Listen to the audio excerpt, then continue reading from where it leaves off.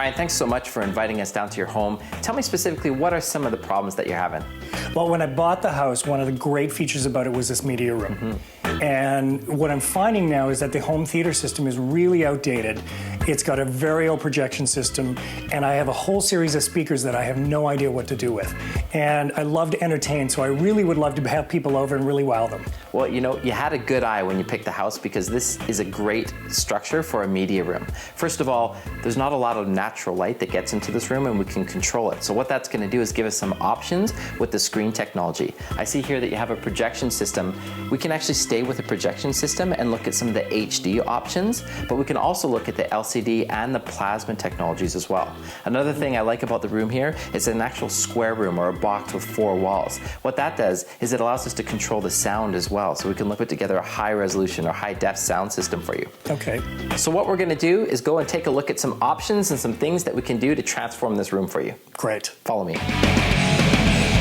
So Brian, we brought you down to the HiFi Centre. This is one of the most premier shops in terms of home entertainment, both video and audio. So we're going to go inside and talk to Igor. He's going to give us all of his expertise in terms of what may be right for your media room. You ready for that? Let's do it. Let's go inside.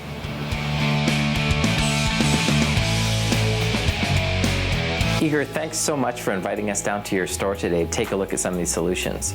So Brian has a media room, and he's got some outdated equipment. He actually has a projector set up right now. We thought we'd come down today to talk a little bit about TVs out there today. Well, there's 3 basic choices for technologies of TV. There's plasma, there's LED, and there's LCD, and LCD is on the way out. LCD never really had the picture quality, so it's been replaced with the LED technology. So now you need to choose whether you're going to buy a plasma or an LED type TV. And it's funny you say that, because so many people think plasma is a thing of the past, but in fact it's still right in there. No, absolutely. Plasma is a current technology being supported by a lot of the major manufacturers. Really the best way for you to pick is take a look at the picture quality.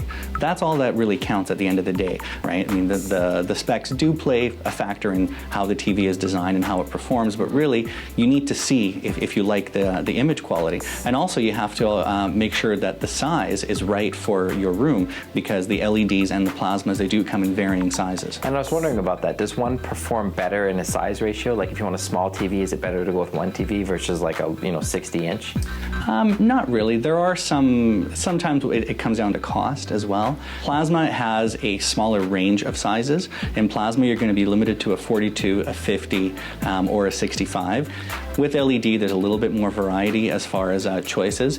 Also with LED TVs, they're much thinner than plasmas. So depending on the decor of your room, if a thinner TV is going to make more sense, then you'll want to opt for the LED version. And price points on these things, are they fairly comparable in their size? Yeah, they're very, very similar.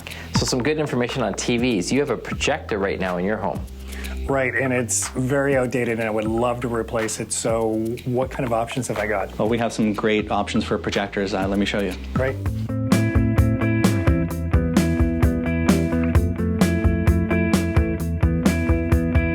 Previously, we talked about flat panel TVs.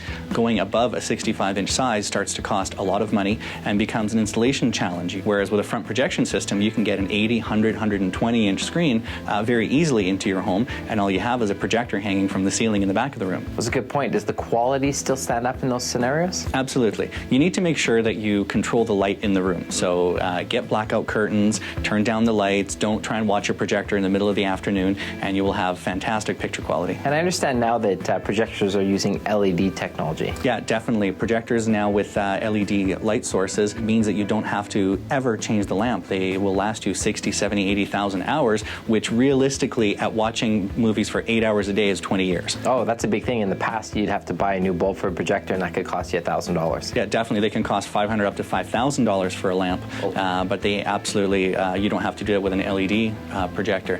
The other big advantage of projectors is we are able to show a different aspect ratio, meaning when you watch a blockbuster film on your regular TV, you see the black bars at the top and the bottom, whereas with a true CinemaScope screen and a front projection system, those black bars are gone away and you have the ultra-wide screen for a really immersive experience. So that covers our screen technology. Now we need to talk about audio.